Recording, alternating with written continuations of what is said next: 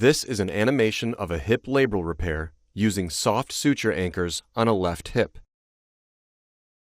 After creating the small skin incisions and placing cannulas to easily get down into the joint, the surgeon first shaves down the bone on the socket side, just a little, to prepare for the insertion of the anchors. In the case of a pincer lesion, there will be more bone to remove, so the surgeon has to take a little more time to smooth everything out. Then, a hollow drill guide is brought in through the cannula and placed at the spot where the first anchor will go. A small drill bit is used to make a hole in the bone, and the anchor is brought down through the guide. The surgeon gently taps the anchor into the bone. Let's take a quick look at how this particular anchor works to hold tissue against the bone to heal.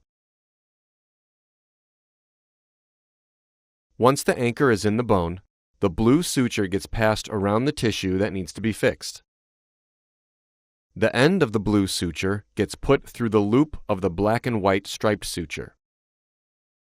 When the striped suture gets pulled out, it passes the blue suture back through itself in the anchor through a small finger trap type mechanism.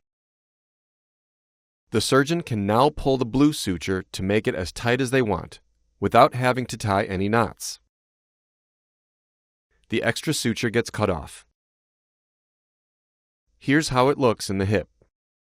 The surgeon places the blue suture from the top down behind the labrum, between the tissue and the bone, with an instrument called a suture passer. They will then grab the suture from the other side of the labrum and pull it out of the cannula to the outside of the body. The end of the blue suture goes through the loop of the striped suture, and the other end of the striped suture is pulled. Watch as the blue suture goes down into the anchor and back out again. The striped suture is no longer needed and gets thrown away.